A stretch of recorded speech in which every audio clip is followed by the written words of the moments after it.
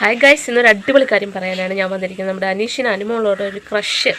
അതെന്താണ് കാര്യം എന്ന് വെച്ചാൽ ഇന്നൊരു രാവിലെ ഒരു മോർണിംഗ് ടാസ്ക് ഉണ്ടായിരുന്നു. അപ്പോൾ അതിനകത്ത് അവർക്ക് ടാസ്ക് കൊടുത്തത് ഈ ബിഗ് ബോസ് ഹൗസിൽ നിന്ന് വിന്നറായി കഴിഞ്ഞ് പുറത്തോട്ട് പോയി കഴിഞ്ഞാൽ അവർക്കൊരു പ്രസ് മീറ്റിംഗ് ഉണ്ടാവും.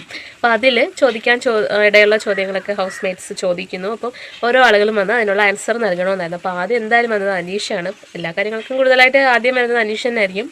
അപ്പോൾ അനീഷ് വന്നിരുന്നപ്പോൾ പലരും പല ചോദ്യമൊക്കെ ചോദിച്ചു. പക്ഷേ അനുമോൾ ചോദിച്ചൊരു ചോദ്യം എല്ലാവരെയും ഞെട്ടിക്കുന്നൊരു ചോദ്യമായിരുന്നു. അതിൽ അനുമോൾ ആദ്യം ചോദിച്ചത് ഈ ബിഗ് ബോസ് ഹൗസിൽ ആരോടെങ്കിലും ക്രഷ് തോന്നിയിട്ടുണ്ടോ എന്നാണ്.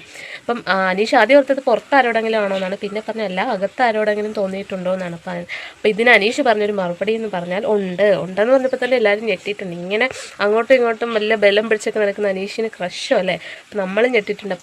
അപ്പോൾ അനീഷ് ആദ്യം പറഞ്ഞ പേര് ജിസൈലിൻ്റെയാണ്. ജിസൈലിനോട് ഒരു ക്രഷൊക്കെ തോന്നിയിട്ടുണ്ടെന്നാണ് അനീഷ് പറഞ്ഞത്. അതായത് മറ്റേ കണ്ണാൻ തുമ്പി പോരാമോ ആ പാട്ടൊക്കെ പാടിയപ്പം അനീഷ് പാടി നമ്മൾ തിരിച്ച് കേട്ടായിരുന്നല്ലേ, എന്നോട് ഇഷ്ടം കൂടാൻ വരത്തില്ല എന്നൊക്കെ. പക്ഷേ ആ ഒരു പാട്ടൊക്കെ പാടിയപ്പോൾ നമ്മുടെ ജിസൈലിനോടൊരു കുളിർമയൊക്കെ തോന്നിയിട്ടുണ്ടെന്ന് നമ്മുടെ അനീഷ് പറയുകയാണ്. അപ്പോൾ അത് കേട്ടപ്പോൾ ആരെയൊക്കെ കുപ്പിയൊക്കെ എടുത്ത് അടിക്കാനൊക്കെ വരുന്നുണ്ട്.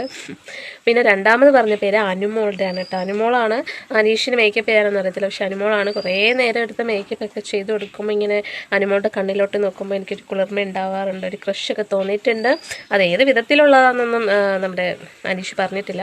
അപ്പോൾ അങ്ങനെയൊക്കെ പറഞ്ഞു. അപ്പോൾ എല്ലാവരും കൈയടിക്കുകയും ആർത്ത് വിളിക്കുകയും ചിരിക്കുകയൊക്കെ ചെയ്യുന്നുണ്ട്. അപ്പോൾ അനീഷിൻ്റെ വായിന്ന് നമ്മൾ ഇങ്ങനെയുള്ള ഒരു കാര്യം പ്രതീക്ഷിച്ചതല്ലേ. എന്തായാലും ആദിലേട്ടൻ നൂറേനൊന്നും പറയുന്നത് നന്നായി. അപ്പോൾ നിങ്ങൾക്ക് ഈ ഒരു കാര്യം കേട്ടപ്പോൾ കുറച്ചൊക്കെ സന്തോഷമായെന്ന് വിചാരിച്ചിരിക്കുന്നു. കാരണം കൂടുതൽ പേർക്കും അനീഷിൻ്റെ അനുമോളെയൊക്കെ ഭയങ്കര ഇഷ്ടമാണ്.